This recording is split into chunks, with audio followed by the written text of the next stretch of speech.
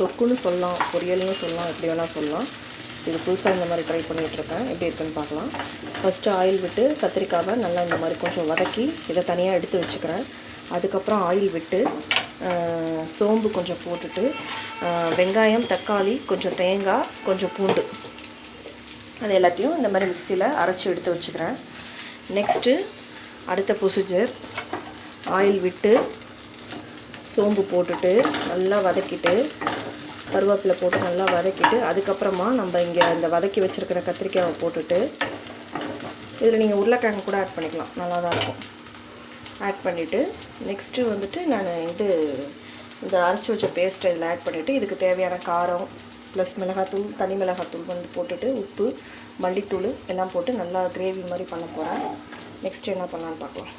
லைட்டாக சோம்பு போட்டு ஆயில் விட்டு நல்லா கொஞ்சம் பொரியட்டும். பொரிஞ்சதுக்கப்புறம் கருவேப்பிலை ஆட் பண்ணிவிட்டு இங்கே வதக்கி வச்சுருக்கிற இந்த கத்திரிக்காயை ஆட் பண்ண போகிறேன். அப்புறம் அந்த அரைச்சி வச்சுருக்க பேஸ்ட் ஆட் பண்ணிவிட்டு காரம், உப்பு ப்ளஸ்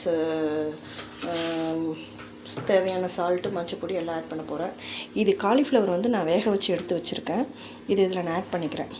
கத்திரிக்காய் கூட உருளைக்கிழங்கு ப்ளஸ் இந்த மாதிரி காலிஃப்ளவர் இதெல்லாம் நீங்கள் ஆட் பண்ணி செய்யும் போது கொஞ்சம் இன்னும் நல்லாயிருக்கும், டிஃப்ரெண்ட்டாக இருக்கும். ட்ரை பண்ணி பார்ப்போம். ஓகே, இதுக்கு தேவையான தனி மிளகாத்தூள், மஞ்சத்தூள், கொஞ்சம் மல்லித்தூள் போட்டிருக்கேன். எல்லாத்தையும் போட்டு நல்லா ஒரு வதக்கிடுறேன். அந்த மிக்ஸி கழுவின தண்ணியை மட்டும் நான் இதுக்கு கொஞ்சம் ஆட் பண்ணிக்கிறேன்.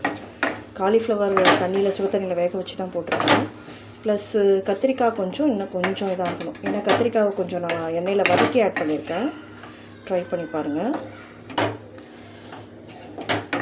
இதை வந்து நம்ம நல்லா ரைஸில் நல்லா சுடு சாதத்தில் நல்லா நல்லெண்ணெய் ஊற்றி போட்டு பிசைஞ்சு சாப்பிட்டாலுமே நல்லாயிருக்கும். வெறும் ரசம் வச்சுட்டு இதை தொட்டுட்டு சாப்பிட்டா கூட இதுவும் நல்லாயிருக்கும் காம்பினேஷன். ட்ரை பண்ணி பாருங்கள். ஃபினிஷிங் எப்படி இருக்குன்னு காட்டுறேன். எப்படி இருக்குது பாருங்கள். நல்லா தொக்கு மாதிரி ஆகிடுச்சா. இதை சுற்றி கொஞ்சம் நல்லெண்ணெய் ஊற்றிட்டு அப்படியே இன்னும் ஒரு 5 நிமிஷம் கிரேவி பதத்தில் வந்ததும் ஆஃப் பண்ணிட வேண்டியதான். ட்ரை பண்ணி பாருங்கள். கூட்டு கொதிச்சிட்ருக்கு.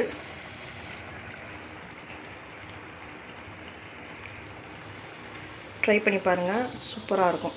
நல்லா சாதத்தில் பிசைஞ்சு சாப்பிட, சப்பாத்திக்கு, தோசைக்கு எல்லாத்துக்குமே நல்லாயிருக்கும். ட்ரை பண்ணி பாருங்கள். ஓகே, பாய்.